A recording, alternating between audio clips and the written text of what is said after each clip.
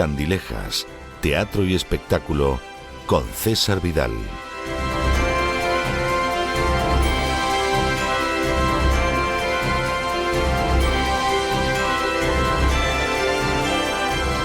We're back for this very special moment in the Friday night in our program, La Voz, that is related to very, very special persons. You know, sometimes these very special persons are persons that are well known over all the world. Is this Oscar winner director, it's this ballerina, it's this singer that is known in the whole planet.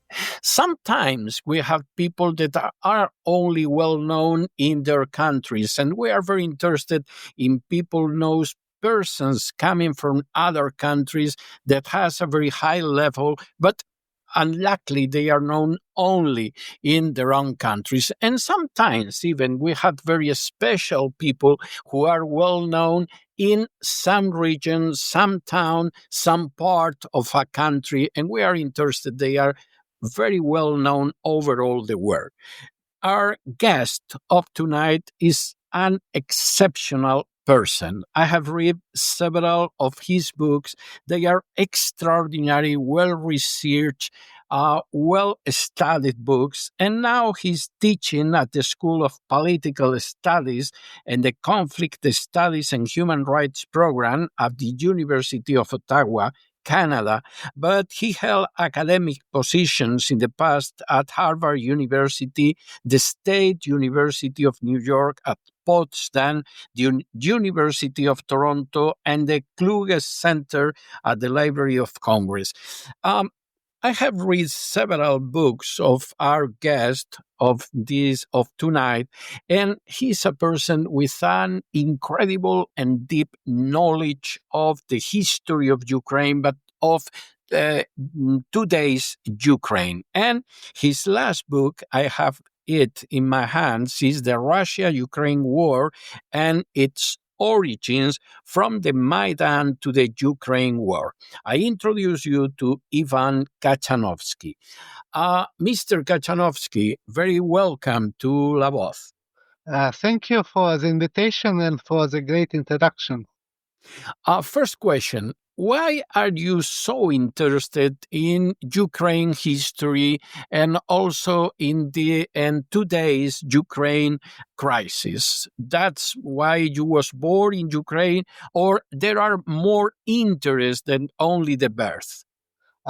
Yes, I'm originally from Ukraine. I was born in Western Ukraine, close to Poland, but I interested in this topic of the conflicts in Ukraine and politics and recent history of Ukraine because I research these issues as a scholar, as a political scientist, and I do this since I wrote and defended my PhD dissertation at George Mason University in the United States in 2001. And I published many books and many peer-reviewed journal articles on this topic. So this is the main area of my research, and I follow the current war in Ukraine very closely. I published open access book, which is free for anybody to read and download and translate in any language. There is already interest to translate my book in Spanish language from Spanish professors. So this is, I think, a main topic of my research, and this is also very important because the conflict in Ukraine and war in Ukraine has significant implications not only for future of Ukraine, but also for many other countries, including countries outside of Ukraine, including Spain and other European countries and countries even in Latin America and Asia and so on. Mr. Katchanovski, I must confess that I have discovered you reading your work about the Euromaidan. I was really surprised because you was offering a very different view of the popular view broadcast by the Western media. When you look at the Euromaidan crisis, what have you found? A mass protest, a revolution, a coup d'etat, or a regime change? Yes, I published also a book on this topic called The Maidan Massacre in Ukraine, the mass killing which changed the world. And in my book, I present various evidence, and in my recent book, I also present evidence that this Maidan was not only mass protest, as was presented by the media, according to dominant media narrative, but this was also a coup, attack, and also this was a United States-led regime change. And I do this based on variety of evidence, in particular about the Maidan massacre of the police and Maidan activists in February of 2014.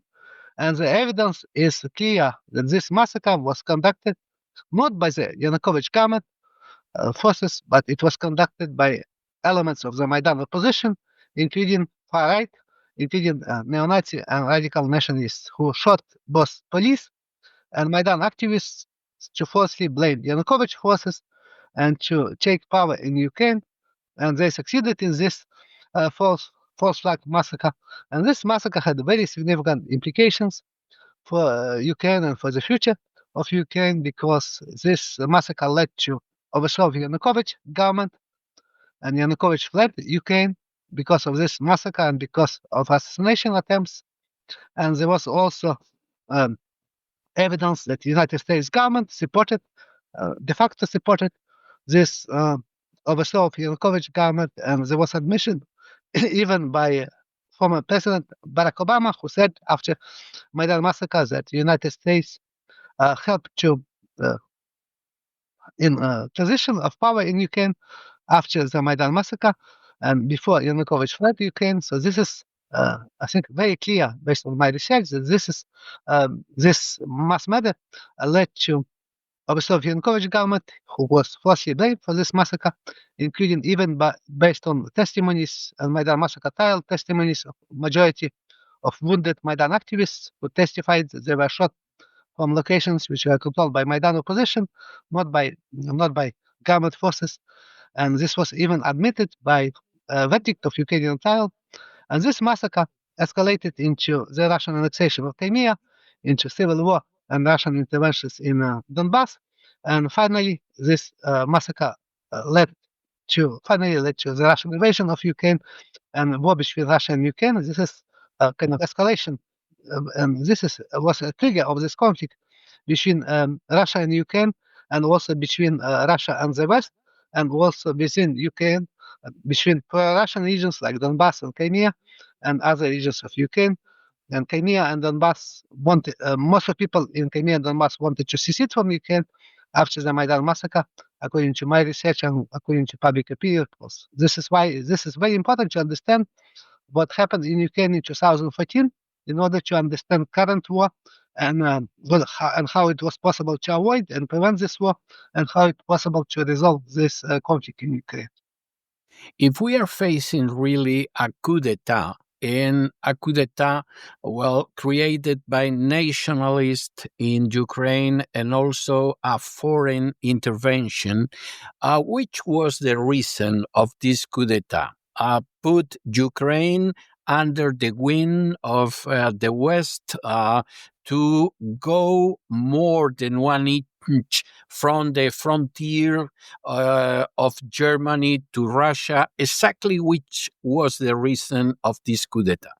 Yes, the reason was geopolitical reason. The reason was to, again, turn Ukraine into anti-Russian state, anti-Russian bulwark against Russia, and also to have de facto to make Ukraine into client state of the United States.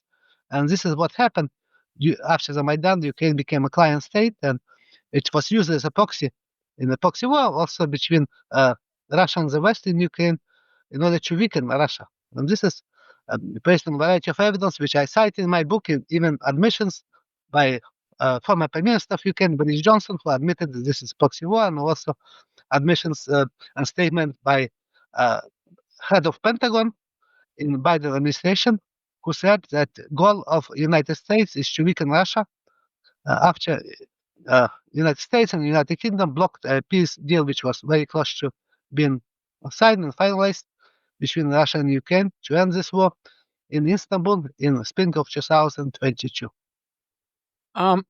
After the coup d'etat, in Euromaidan, there's a very important situation that is the Russian annexation of Crimea.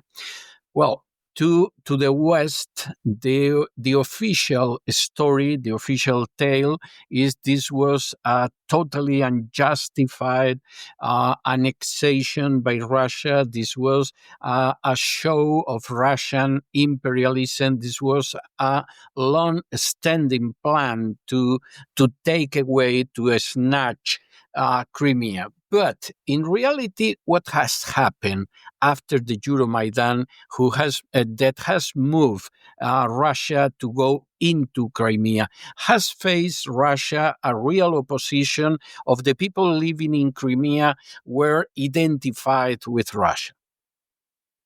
Yes, this is also based on my research and surveys which I examined, and they show, and I examined such surveys in 1990s and also in before and after the Russian annexation of Crimea, and all such surveys show that there was majority support for joining Russia or seceding from Ukraine in Crimea in the 1990s, and also after the Maidan massacre in Ukraine, after overthrow of Yanukovych government, and also after the annexation of Crimea by Russia. And such opinion polls are conducted not only by Ukrainian public opinion companies, but also by Western public opinion companies. This is, again, very important to understand.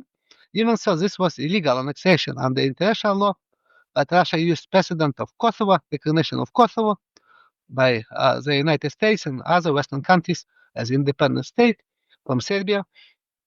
And so this is how Russia justifies this annexation.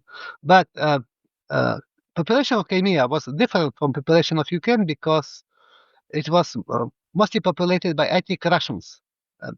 And all other regions of Ukraine, with partial exception of Donbass, in which there was plurality of ethnic Russians, they had the majority of ethnically Ukrainian population, even Russian-speaking regions in eastern and southern Ukraine. But in Crimea, this Crimea was a region in which was dominated by ethnic Russians, and it had different history from Ukraine because Crimea was given to Ukraine by then head of Communist Party of the Soviet Union, Nikita Khrushchev, in 1954.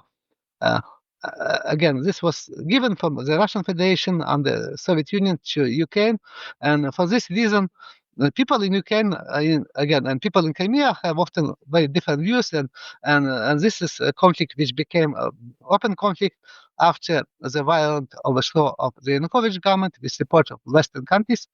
And it was predictable, and it was, again, avoidable because I wrote about this in the 1990s. I wrote about this in my PhD dissertation, which I published, and in subsequent papers and subsequent publications. But there is still denial that that people in Crimea and their views and this narrative that again contrary to evidence. And this is why it's important to understand this conflict, even and what happened in Crimea, and how it was triggered by the Russia it was triggered by the Maidan massacre and overthrow of Yanukovych government.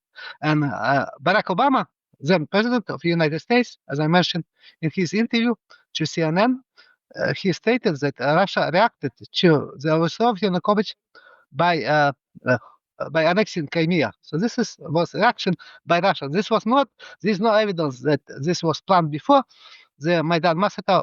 This was, again, this is very clear that this annexation by Russia started with majority support of the local population in Crimea after overthrow of the Yanukovych government, after the Maidan massacre, which was supported by the West. So this is, I think, based on my research and based on evidence. The war in Ukraine has begun in 2014, a kind of civil war. Yes, and this war took place in Donbass, another region which was pro-Russian region, but not only pro-Russian region. Most of people in Donbass supported various forms of separatism, either joining Russia or independence from Ukraine, or autonomy in Ukraine within a federal state, which was rejected by the central government of Ukraine. after the Maidan massacre and after the overthrow of Yanukovych. And this is based on my survey, which I mentioned already, which I commissioned for my academic research and which was conducted by Ukrainian Kiev Institute of International Institute of Sociology in all regions of Ukraine, including Donbass. And this war is classified in my studies and in studies conducted by most Western scholars as a civil war with a Russian military intervention. So Russia supported separatists in Donbass who were pro-Russian after the war started.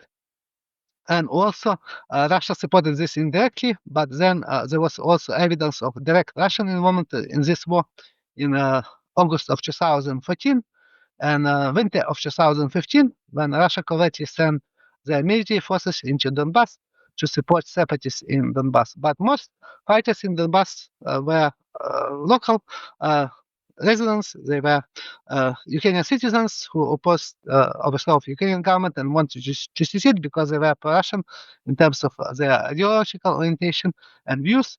And this is, again, also important to understand how this conflict started and how it and its nature of this conflict, because this war is misrepresented often as a war between Russia and Ukraine, but this actually there was Russian involvement in this war, but it was a civil war, which again started after the Western-backed overthrow of Yanukovych government by means of the Maidan massacre in Ukraine.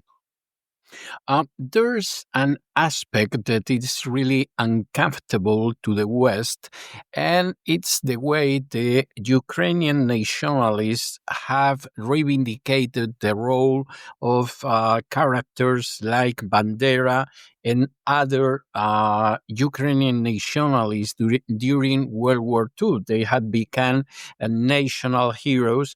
And there's a common accusation coming from Russia in the sense that Ukrainian nationalist is permeated, is very influenced by a kind of neo-Nazism of far-right movement. In reality, which is the real role of the far-right in areas like Euromaidan, the Maidan and Odessa massacres, or the Donbass war? There was really an important role of the far right of Ukraine. This is a kind of legend. Yes, I think this is also a very important issue which is misrepresented by the media and politicians in the West, because based on my research, which I published in academic venues, in peer-reviewed journal articles, in my academic books, far right is marginal in Ukraine in terms of their numbers. They are not majority of Euromaidan activists. They are not majority of Ukrainian armed forces, and Ukraine is not a neo-Nazi state, contrary to what Russia claims. But far right, including open neo-Nazis like from Azov movement, they have oversized power in Ukraine, or disproportionate power in Ukraine, because they rely on violence. And they took part and participated and were involved in the Maidan massacre, in other cases of violence during Maidan protest, during Euromaidan in Ukraine in 2013 and 14. They also took part in the Odessa massacre, and they admitted this publicly, but they were never persecuted, never investigated, because they joined Ukrainian government. They were integrated in the Ukrainian police, security service forces, and military, and far right, and including open neo-Nazis from Azov battalion, which now became the Azov regiment, now became brigade, and now even expanded even more. They participated in these cases of violence, and they also were very, very actively involved in the start of the war in Donbass, in the start of the civil war in Donbass between pro-Russian and Russian-supported separatists and central government of Ukraine, because they established their own military formations like Azov battalion and right sector volunteer army, and they for this reason they have weapons. They know and they rely on violence, and for this reason, far right and including open neo-Nazis, I think have become very powerful in Ukraine, because they were also able even to openly threaten Zelensky, who was elected on platform of peaceful resolution of the war in Donbass. but they threatened him openly that he would be killed if he would reach a peace with Russia or would make a peace deal with separatists in Donbass. So this is now a very important issue, and this is very clear that far right, including open neo-Nazis, are very powerful in Ukraine, but Ukraine is not a neo-Nazi state, contrary to what Russia claims. How is possible that President Zelensky, who is himself a Jew, could be so tolerant to this kind of movements? I think he's a politician who is very interested in only in himself, in his own interest. So he was elected on a peaceful platform, but because of far right threatened him, so he became afraid. And so he basically caved to far right and tried to placate them, tried to integrate them into Ukrainian government and Ukrainian forces.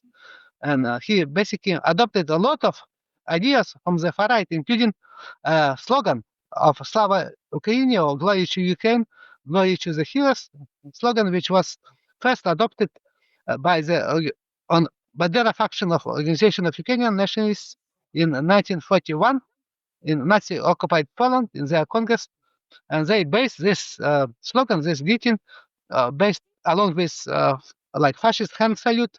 It was based on similar greetings of Nazi party, of fascist party in Italy, and other fascist organizations during World War II and before World War II.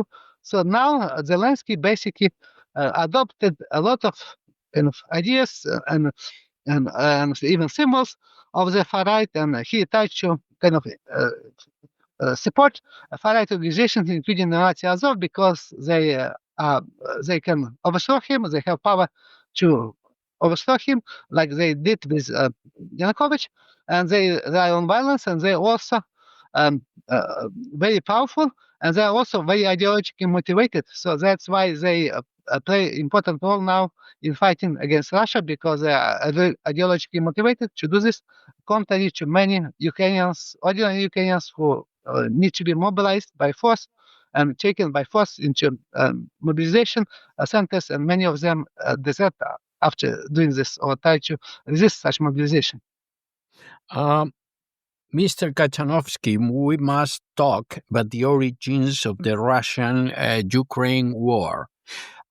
If we listen the Western media, the Western politicians, this war is only due to the Russian imperialism, and Russia is wanting to create the annexation of Ukraine, of conquering Ukraine, and after this, the Russian tanks could arrive till Lisbon or Gibraltar. This would be, in a very simple way, the story told by Western media and politicians. If we listen Russian media, the idea is we are stopping the advance of the NATO. We are protecting our borders against the expansion of the NATO, against the promises that the West has made to Mikhail Gorbachev and as well Boris Yeltsin.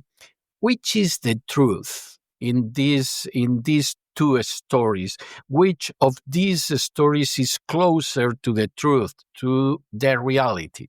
So again, I based my research about these issues on evidence, and evidence is clear that NATO enlargement and NATO accession of Ukraine became a major issue, and it was used as a security threat by Russia because Western countries tried to turn Ukraine into a bulwark against Russia, into proxy against Russia, into client state against Russia, after the Western supported violent overthrow of the Ukrainian government during Maidan in 2014.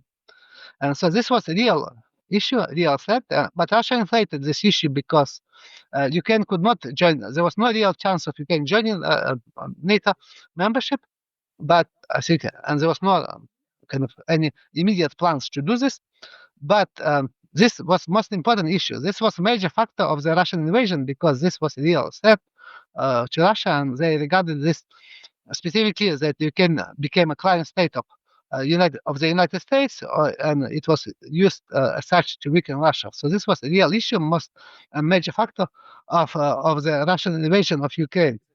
And I also cite in my book and research this issue of Russian imperialism, which was also important factor, but it was less important, much less important than NATO expansion and turning Ukraine into U.S. client state, because Russian invasion did not have a goal of occupying and annexing entire Ukraine. Russia did not have even military large enough to do this. So the initial goal of Russian invasion was to basically force Zelensky and his government to accept Russian demands of NATO membership, of neutral Ukraine, and demilitarization of Ukraine, and basically do a regime change in Ukraine into government which would be pro-Russian or neutral government in Ukraine from a government which was a client state of the United States. And also they wanted to support Donbass separatists and to either annex Donbass or to make it independent, or to leave Donbass as a pro-Russian region within federal Ukraine. But Russia also viewed parts of Ukraine in the east and the south, specifically Crimea, especially Crimea and Donbass, but also neighboring regions as a part of Novorossiya or New Russia, and they regarded them as historically Russian region. So this was another issue of why Russia annexed these regions. But this happened only after the failed negotiations, peace talks between Russia and Ukraine in Istanbul, which were blocked by the West. And even so, Ukraine and Russia came very close to reaching a peace deal then in spring of 2022. And as a part of this peace deal, basically Russia agreed to withdraw their forces from entire territory of Ukraine, with the exception of Donbass, whose status was to be determined during direct peace talks between Putin and Zelensky. And also Russia even agreed to have a Crimea, status of Crimea to be recognized as basically decided later after the end of the war, again as a part of Russia, but Russia basically agreed and withdrew their forces from Kiev region as a part of this peace deal. So there was no initial goal of basically occupying of entire Ukraine, and even there is no evidence whatsoever that Russia wanted to invade other countries, including Baltic states or Poland, or countries which are located in Europe, other countries located in Europe, including like Portugal or Spain or France and so on, or Sweden. So this is pure propaganda. There is no such evidence whatsoever, and Russia does not even have such power to do this, to occupy entire Ukraine, even if they wanted to do this, because their size of military force is not sufficient to do this, even to take entire Ukraine. And that's why I don't think that this is, again, this is based on any real evidence.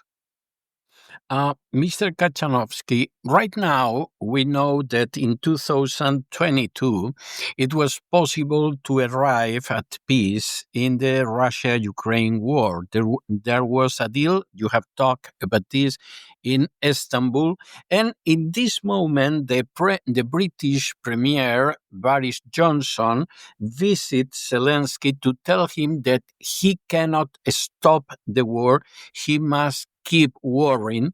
And we have discovered a few weeks ago, that Boris Johnson has received at least 1 million sterling pounds from one of the industrialists, one of the leaders of the weapons industry in UK. Do you think that the war has been keeping during these 3 years almost, because this is a big business, because there are Western powers who want to grab the wealth of Ukraine, or because this is a proxy war and NATO is using the war in Ukraine to erode the power of Russia, or maybe the three things alike?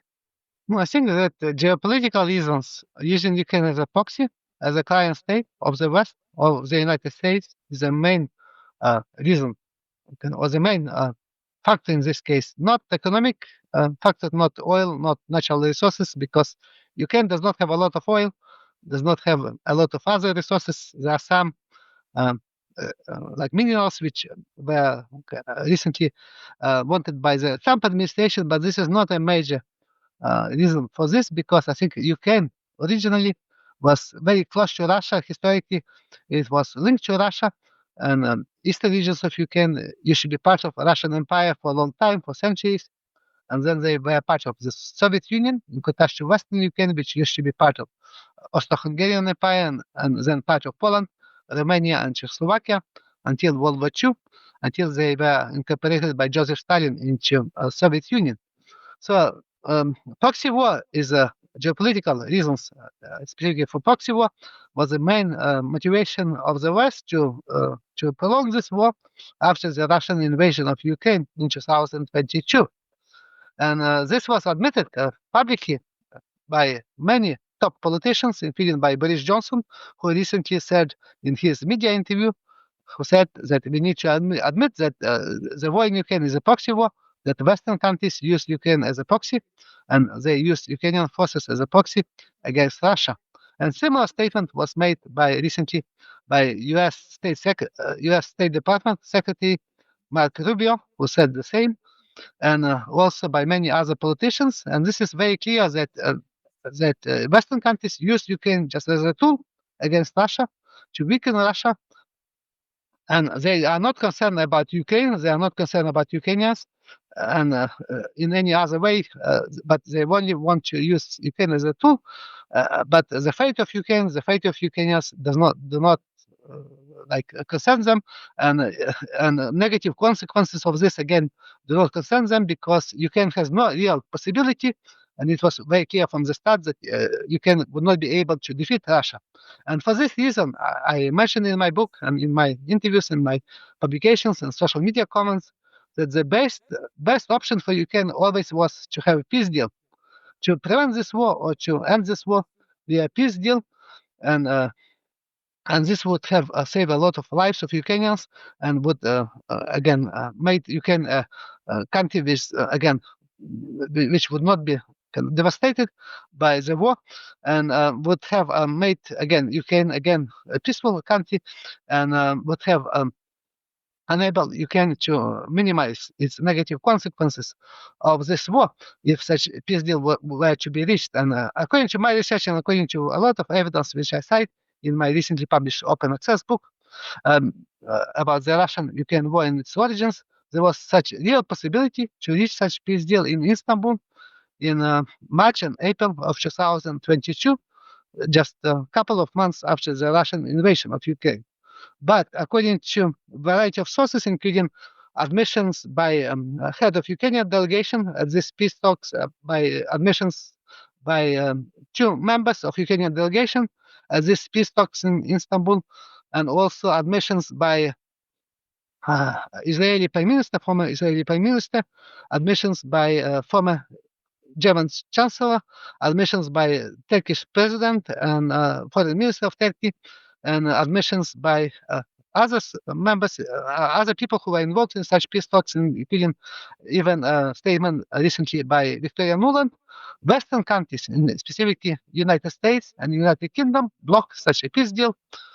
And they did this again for geopolitical reasons, because they were interested in using Ukraine again to weaken Russia. They refused to provide guarantees to Ukraine, and this was stated in Ukrainian media that after Boris Johnson visited Ukraine and met with Zelensky, he told Zelensky that West would not provide guarantees to Ukraine, and he said that Ukraine needs to fight against Russia, and this is what happened. So Zelensky basically followed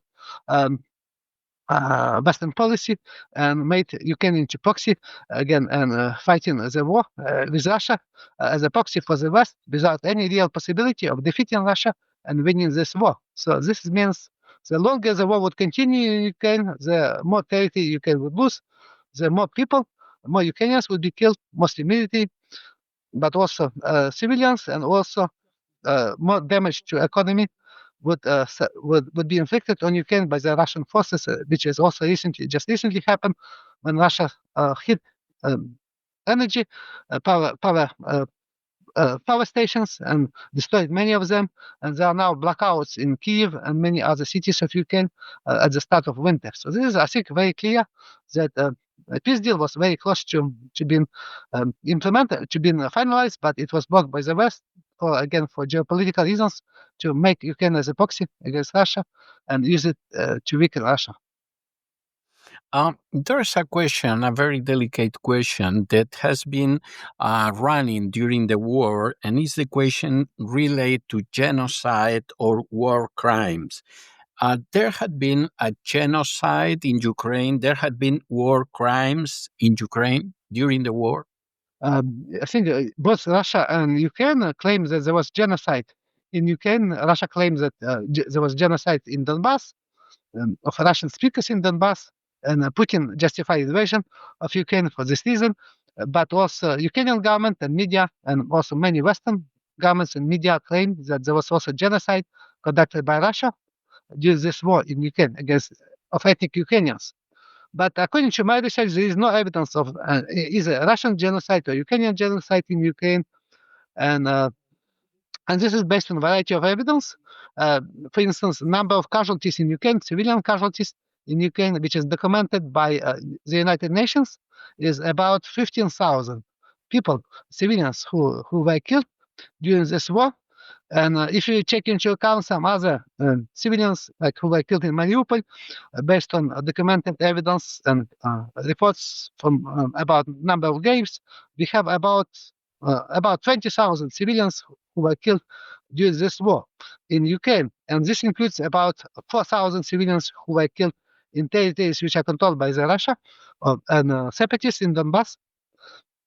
So this means that that if you're looking to compare civilian casualties to military casualties, this war in Ukraine is one of the, I think, we have one of the lowest and possibly lowest ratio of civilians to military casualties in modern wars, and this is quite significant. If you compare this to many other conflicts, like a war in Gaza, for instance, or war in Syria, war in Bosnia, war in Chechnya, a war in Iraq, Iraq war, and many other wars, modern wars, have much bigger, higher ratio of civilians to military casualties, and in many conflicts, more civilians were killed compared to military casualties. But in case of Ukraine, this is opposite pattern, and for this reason, there is no evidence of any genocide in Ukraine, but there is evidence of war crimes committed by different forces, specifically using indiscriminate attacks by and shelling by missiles and weapons, artillery, which are not precise weapons, in territories and areas controlled by, in which civilians live, in cities, and use of such areas also by military forces, and also executions of POWs. And this is took place in different in different areas, but there's clear evidence of such war crimes. Do we know how many casualties have suffered Russia and Ukraine during the war, more or less? Yes, I also mentioned this in my book, and my research is based on evidence which is can be documented, and based on names of Ukrainians who were killed, military forces members who were killed, on a website which is called Ukrainian Losses website. I can, and if you can add number of missing in action Ukrainians, so the total number of Ukrainian forces killed would be about at least 180,000 killed. And if you multiply this a typical ratio of wounded to killed, 4-1, so we would have also such number of wounded. So this again by ratio of 4. And if you look into Russian casualties, the number of Russian casualties documented by name by BBC, Russian service of BBC, is about 125, or now I think maybe slightly more in recent days. But number of Russian casualties killed would be about 125,000 at least. And in addition to this, there was about 20 or 25,000 casualties, military forces members killed from separatist Donbass. So they are basically Ukrainians who fight on the side of Russia or on the side of Donbass separatists in this war between Russia and Ukraine. So total number of Russian and separatist casualties will be at least 150,000, and total number of Ukrainian casualties would be military casualties killed would be at least 180,000, and the number of wounded on each side would be can be multiplied by 4. And this is again very important to rely on documented evidence, because media and governments often have just report inflated numbers or numbers which are totally unreliable, and each side inflates casualties of opponents or enemy, adversary, and this is again often misrepresented, specifically to claim that Ukraine suffers much smaller number of casualties, and this is done, or Ukrainian casualties are never reported, and this is done specifically to prolong this war and to pretend that Ukraine would be able to defeat Russia and or to stall Russian advance, which is again not likely based on my research. Now, if these numbers are true, and I have not any reason to doubt this, it's almost impossible that Ukraine could win this war. Yes, it was very clear from the start. I mentioned this even before Russian invasion of Ukraine, and even when I said this was a real possibility of war between Russia and Ukraine. And also after the Russian invasion of Ukraine, there is basically close to zero chance that Ukraine would be able to defeat Russia. And the reason for this is that Russia has bigger military size, bigger manpower. Russia can mobilize much bigger size of military compared to Ukraine. It also, Russia has bigger weapons, larger weapons, stockpiles, and more advanced weapons like missiles, and which Ukraine does not have. And Russia has other advantage, which include specifically nuclear weapons. And so this would mean, even in very unlikely case that Ukraine were able to defeat or to kind of to move to Crimea, for instance, as Zelensky promised. In such case, Russia could have used nuclear weapons or threat of nuclear weapons to prevent this. So that's why there was no real possibility for Ukraine defeating Russia, and this was clear from the start. But media and politicians, and including in Ukraine and the West, pretended, and still many of them pretend, that Ukraine is winning this war, or that Ukraine is able to achieve stalemate with Russia, to basically contain Russia, contrary to the evidence. And because of bigger casualties of Ukrainian forces compared to Russian forces, and bigger size of Russian military potential, Russian military potential, there is a very significant possibility that Ukraine would not be able for a very long time to continue this war, and the front can collapse, specifically without Western support. So without Western support, Ukraine could have been defeated in the first few months of this war. But Western support, military support, weapons, intelligence, information, targeting data, planning of operations of Ukrainian forces, and giving money to finance Ukrainian budget and finance other and other expenses of Ukrainian, including payment of salaries to public officials, to teachers, doctors, and so on, to enable Ukraine to continue this war for such a long time. But again, even in this is not can be prolonged for indefinitely, and now it becomes even more clear that Ukraine would not be able to continue this for a very long time. And so, possibility of defeat is real possibility of defeat. But I don't think that that this total defeat or total capitulation of Ukraine can happen. The more likely outcome would be a partial defeat of Ukraine, in which Russia would keep part of territory of Ukraine in eastern and southern Ukraine, and there would be also very likely change of government in Ukraine, because Zelensky would not be able to survive if a peace deal would be reached in Ukraine. I agree totally with you, about the question of the impossibility, the total impossibility of Ukraine winning this war. But I must confess that I'm totally puzzled when I listen European officials telling that we're going to have a war against Russia, and Russia is going to be defeated, and Russia is going to be divided in 17 different countries, etc., etc. And you can listen this to European politicians and officials, not only in Poland or in the Baltic republics. You can listen this in Italy, in Holland.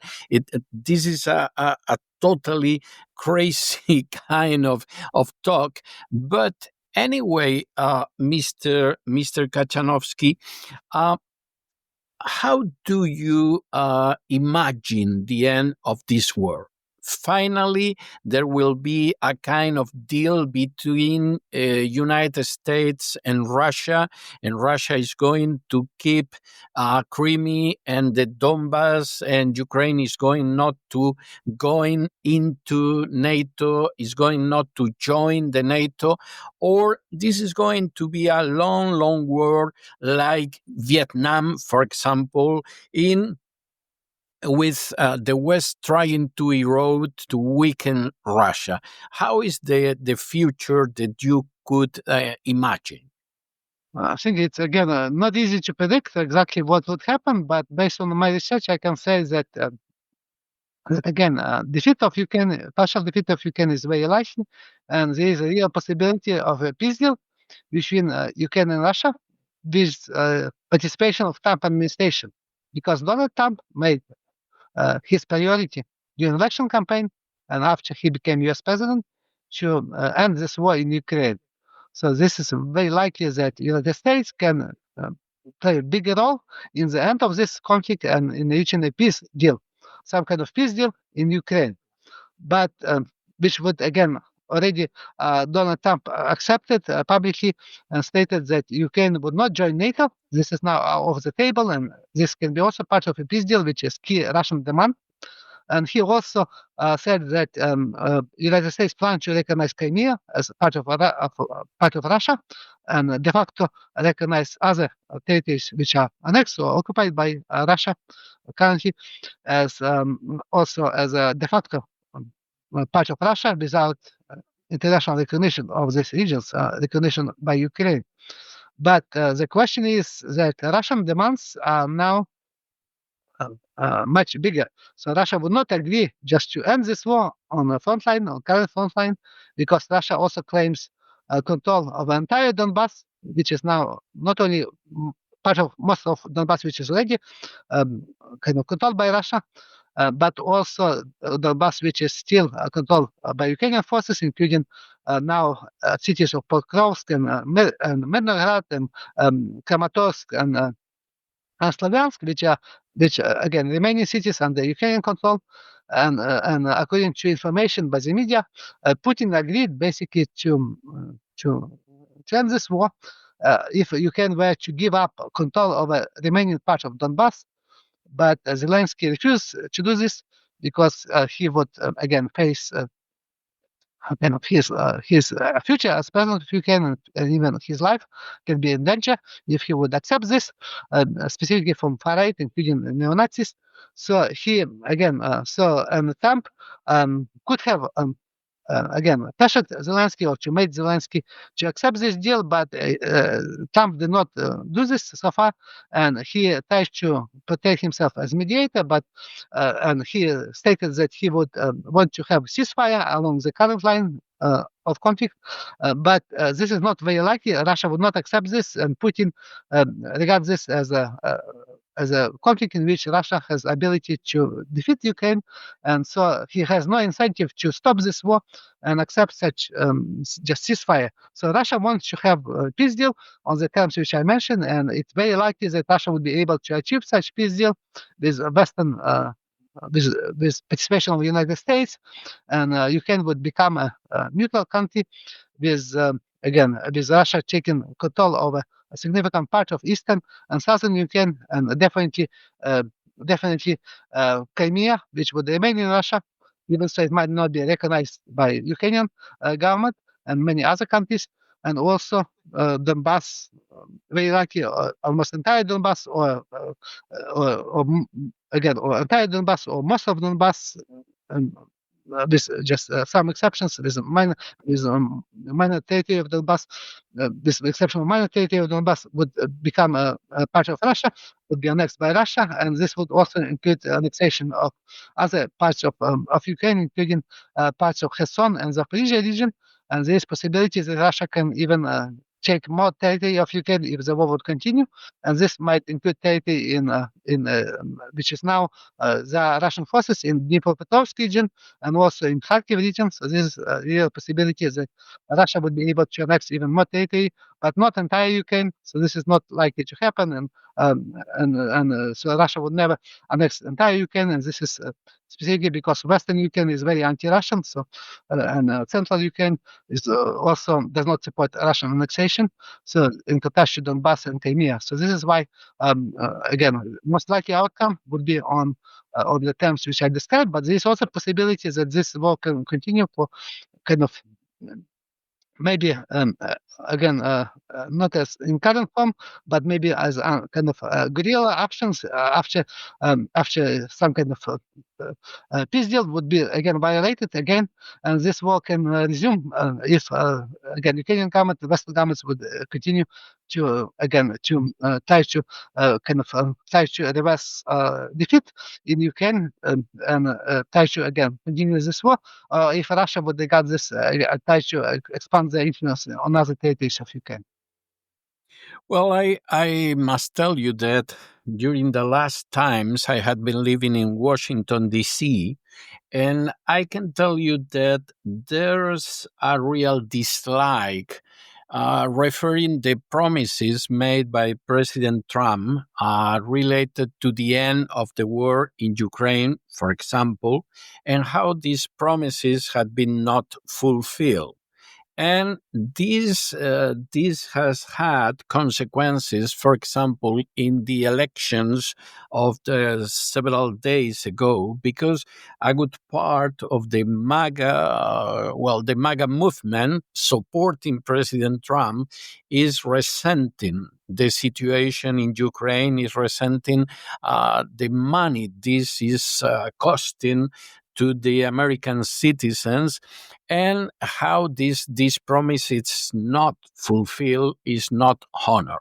So that, well, we're going to see in the future how this situation is going to develop. Probably is not the road that a good part of the European countries would like, for example, UK or France or Germany. But really in US, there's a real situation of people tired, really tired, because of the delay to end up the war in Ukraine. This is totally undiscussable. Well, Mr. Katchanovski, I must thank you for your time, your patience, your kindness in having this time with us, talking about this wonderful book, The Russia-Ukraine War and Its Origins. Is a masterwork related to the war in Ukraine, but also of the preamble, of the prologue of the war in Ukraine. And in other times, Mr. Katchanovski, when these interviews were made in a studio set, in a set in radio, face to face, I used to give one of my books to the person who has been invited, like you, well, signing the book and telling you have not any obligation to read it. This is only a small token of, because we thank you, your patience, but this is impossible online, so that I give a music, a song, a piece to the persons who are so kind, so nice to give his time to us, as your case. And I'm going to leave you with the suite of a movie that now would be impossible to have in Hollywood. This is a movie of 1962. Its title was Taras Bulba. And, well, the movie was very positive, referring Russians against the Poles, and it was a very popular movie. I have watched the movie when I was a little child, and I'm going to give you the suit of this movie, and I hope that we can meet together in the future again, because I'm totally convinced that you are a top specialist in Ukraine history, but also in the analysis of today's Ukraine. Thank you very much indeed, Mr. Katchanovski. Yeah, thank you for the interview, and thank you for based on my book. And actually, this movie is about Ukrainian Cossacks. So this is a very important part of history of Ukraine as well. So this is also very relevant to our talk. So thank you. El programa La Voz es una producción de Artorius Incorporated y al amparo del derecho a la libertad de expresión. No se hace responsable de las opiniones vertidas en el curso del mismo.